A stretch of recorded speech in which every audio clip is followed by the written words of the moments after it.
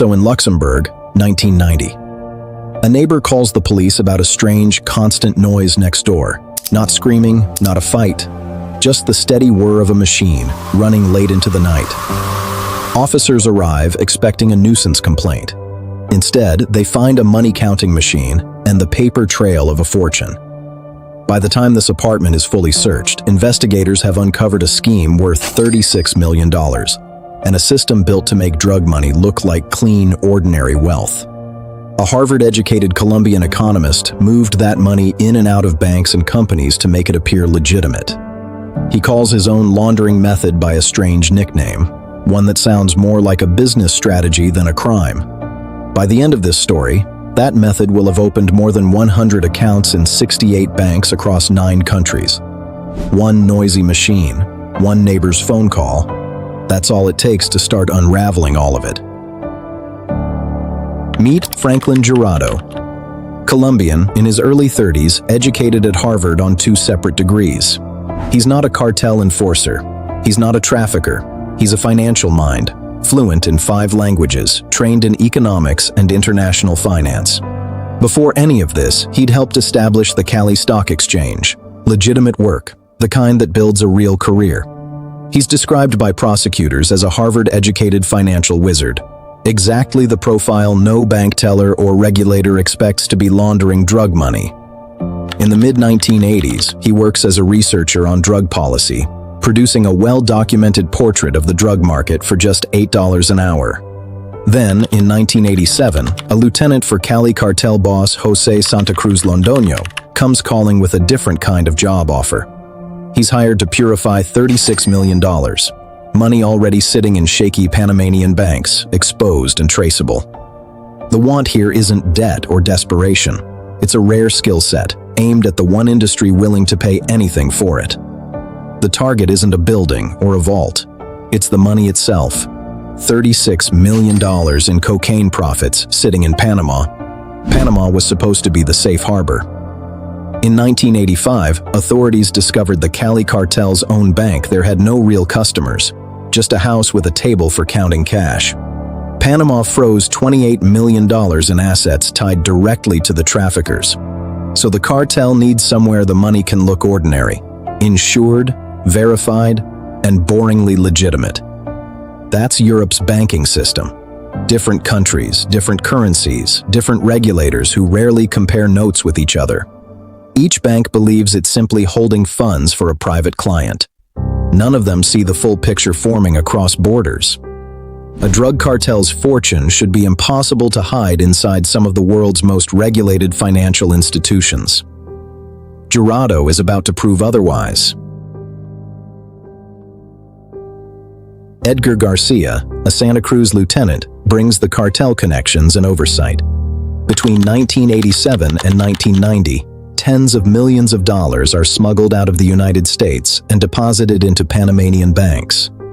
From there, the money moves by wire transfer and check into European bank accounts held in Colombian names. The mechanism runs in phases. Each transfer makes the cash look cleaner, while the actual trail underneath grows harder to follow. Accounts open under the names of Santa Cruz's mistresses and relatives, and others under invented European-sounding names. The next step would move funds again into accounts held by local residents, then into local business accounts entirely. Jurado calls the whole system Kennedyification, a private joke about turning dirty fortune respectable, generation by generation. The flaw sits in Jurado's own apartment in Luxembourg, where he keeps the physical machinery of the operation running around the clock. Through 1988 and 1989, the money moves constantly, Panama to Europe, account to account, currency to currency. Jurado travels extensively, opening accounts personally across multiple countries, each one a fresh layer of distance from Colombia. In 3 years, he opens accounts in 9 countries: Austria, Denmark, the United Kingdom, France, Germany, Hungary, Italy, Luxembourg, and Monaco. At one point, a Monaco bank's own internal computer system briefly malfunctions, flagging odd account activity before quietly resolving itself. Nobody outside the network notices. The transfers continue. By 1990, Roughly $36 million has passed through this network, some of it already reaching its final, sanctified form, ready to fund legitimate businesses back home. Had every phase completed, the money would have funded restaurants, construction firms, pharmaceutical companies, and real estate. All clean, all untraceable, back to cocaine. The system is working exactly as designed. Then a neighbor in Luxembourg picks up the phone about a noisy machine next door. The endless noise from that money-counting machine in Jurado's Luxembourg house is what first draws police attention. Empowered by new anti-laundering laws, Luxembourg police begin a wiretap in April 1990. By June 1990, Luxembourg authorities have arrested both Jurado and Garcia. This is where the flaw from Section 4 pays off. Jurado kept the physical infrastructure of his own scheme in his home, running loud enough for a stranger to notice. Records seized from Jurado's apartment reveal an entire network of Panamanian and European accounts, along with a computer study detailing the laundering procedures themselves. A second thread opens here too. The DEA soon identifies one of the account holders as Santa Cruz Londoño's own father-in-law, pulling the cartel's own family straight into the case file. The system built to disguise a fortune leaves behind exactly what a courtroom needs: receipts, wiretaps, and a paper trail with names on every line. Jurado and Garcia stand trial in Luxembourg between September 1991 and January 1992, under the country's 1989 money laundering law. In April 1992, both are convicted of laundering $36 million through 135 accounts across 68 European banks. Because Luxembourg's sentences are relatively short, and the country couldn't seize the proceeds, U.S. prosecutors billed their own separate case. In 1992, after a 10-week civil trial, Brooklyn federal prosecutors seize roughly $12 million tied to Santa Cruz Londoño. Jurado and Garcia are extradited to the United States in 1994. In April 1996, Jurado pleads guilty in a New York federal court to a single count of money laundering and is sentenced to 7.5 years in prison.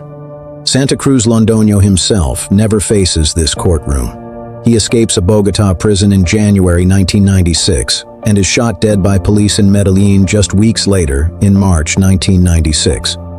Roughly $36 million tied to Santa Cruz Londoño's fortune is ultimately recovered across 9 countries: Austria, Denmark, England, France, Germany, Hungary, Italy, Luxembourg, and Monaco.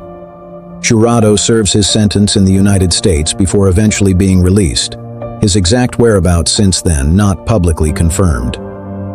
Santa Cruz Londoño doesn't live to see any of the money he built. Killed in the street months after Jurado's own case had already exposed how the fortune moved. The Cali cartel itself collapses within a few years, its top leaders arrested or dead, its finances no longer anyone's to launder.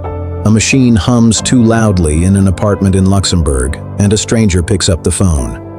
That's all a $36 million fortune, laundered through 9 countries, ultimately needed to come undone.